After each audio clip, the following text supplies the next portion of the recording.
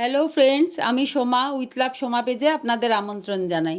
কাল গেছিলাম দেবশ্রীর সাথে দেখা করতে, দেবশ্রী ঘোষ।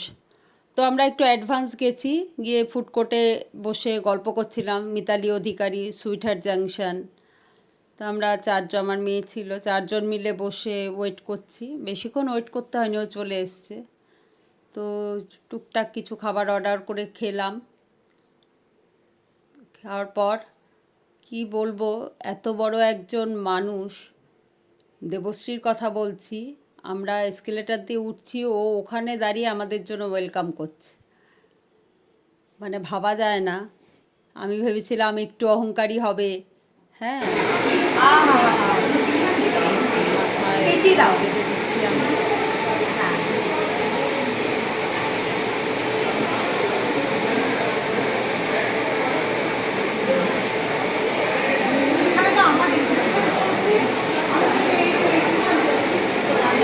এক জায়গায় থাকবে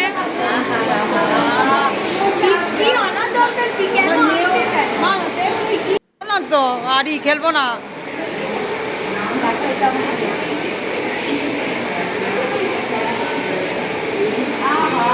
আমি সবার জন্য সবাই গিফট দিচ্ছে, আমি না সেখানে বসে যাই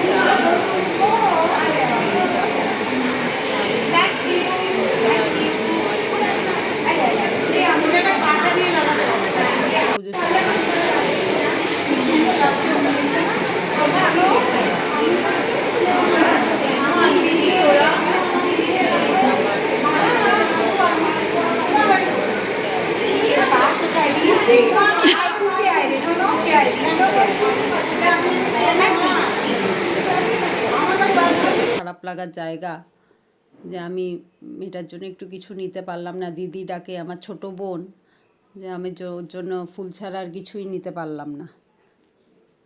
যাই হোক, নেক্সট টাইম হবে।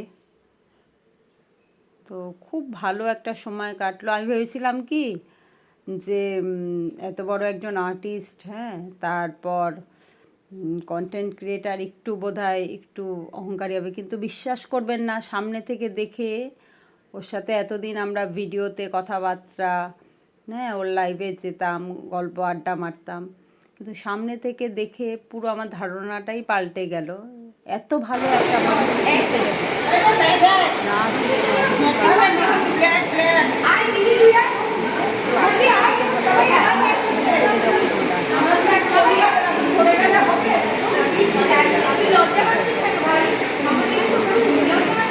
ভিডিও হচ্ছে কিন্তু আমরা সবাই ভালোবাসা ভালো বান্ধব আমরা সব একসাথে আমরা সবাই ভালোবাসা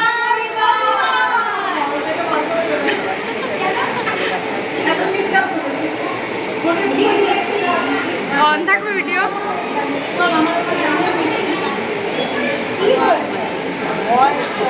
ঘন্টা আমাদের সাথে তুই করে দে, ঠিক করে ঠিক করে বলছিস। এত সময় কাটালো, এত আবার আপ্যায়নের তো একটু ত্রুটি হবে না, কীভাবে কী করে এত খাওয়া দাওয়া করানো, মানে আমরা খেতে পারছি না, পেট ভরে গেছে, তারপরেও না দি খা না দি খা, হবে না। জিতু ভাইও ছিল আমাদের সাথে। তারপরে সত্যি কথা বলতে আমি কোনোদিনও লাইভ করিনি, ওর সাথেই বসে লাইভ করলাম। ও আমাকে হাতে ধরে সব শিখিয়ে দিল, আমাদের যা যা প্রবলেম ছিল, আমাদের কিছু অনেক কিছুই তো আমরা জানি না, তো সব কিছু সলভ করে দিল, বলে দিল, শিখিয়ে দিল আমাদের। খুব ভালো একটা সময় কাটিয়েছি কালকে। আর দেবশ্রী, তুমি আমাদের এতটা সময় দেওয়ার জন্য তোমাকে অনেক অনেক ধন্যবাদ।